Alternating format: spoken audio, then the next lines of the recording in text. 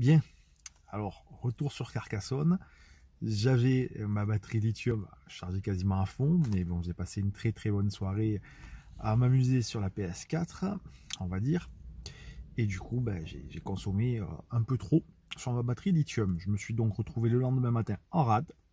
C'est pas la première ni la dernière fois que ça va m'arriver. Rien de très grave, mais bon, du coup, le lendemain, voilà, sachant qu'en plus, on sortait d'une période avec beaucoup de pluie, de mauvais temps, donc la recharge n'est pas vraiment montée.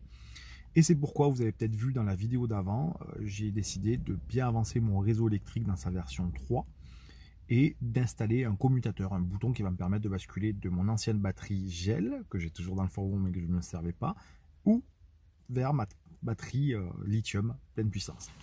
L'avantage de ce système-là, finalement, c'est que ma batterie gel, mon ancienne batterie, je ne m'en servais pas, elle ne me servait à rien, elle était quand même chargée. Et là, grâce à ce système, je peux m'en servir comme batterie de secours.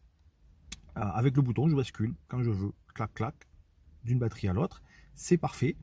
Et c'est pourquoi là, ma batterie lithium est THS, j'ai fait ma bascule sur celle-ci. Et vous allez voir dans la vidéo, j'ai pu consommer aux alentours des 50 ampères-heure de secours finalement. Donc c'est génial, ça m'a permis, en me limitant quand même, de laisser recharger la batterie lithium pendant 2 ou 3 jours.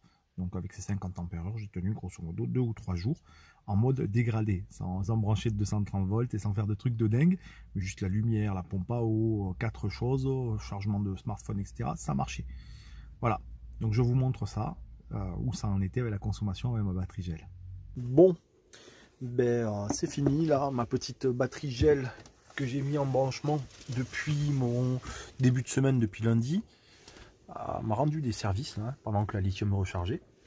Donc j'ai quand même consommé pas loin de 50 ampères-heure là. La tension minimale sur ce type de batterie GA-AGM c'est 11,8. En réalité ça peut descendre à 11,5 mais il ne faut pas taper trop dedans. Donc aux alentours des 11,8 je vais l'arrêter. Pas loin de 50 mA, enfin 50 ampères-heure comme je disais, dans les 48. J'étais à 12,7 au maximum. Et pendant ce temps-là, hop, ma batterie lithium, ça fait donc, on est en plein mois de décembre, début décembre, avec des temps très pourris, beaucoup de pluie. Mais ma batterie a pu se recharger, elle était à plat. Hein. Et là, on voit que j'ai 13,2 volts. Alors le soc, il n'est pas vraiment adapté. Les cellules peuvent monter à 3,45. Je suis pas sûr que je sois vraiment à 35%. Je pense que je suis plus proche des 70. Mais bon, ça donne une idée de ce que l'on peut recharger en à peu près 3 jours d'hiver où il pleut énormément, où il n'y a pas énormément de luminosité. C'est une batterie de 160 ampères. Je pense avoir rechargé peut-être une centaine d'ampères, quelque chose comme ça, en 3 jours. 3 jours complets. Donc voilà, je vais utiliser mon switch et je vais rebasculer sur la batterie lithium. Voilà, j'ai rebasculé sur la batterie lithium. On voit la tension à 13 volts.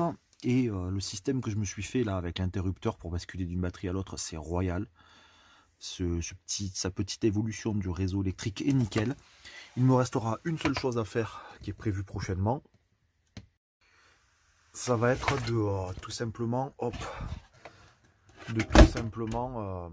mettre un switch aussi, un système pour basculer la recharge solaire d'une batterie sur l'autre. Pour l'instant, elle est tout le temps focalisée sur ma lithium. C'est à moi de débrancher, rebrancher.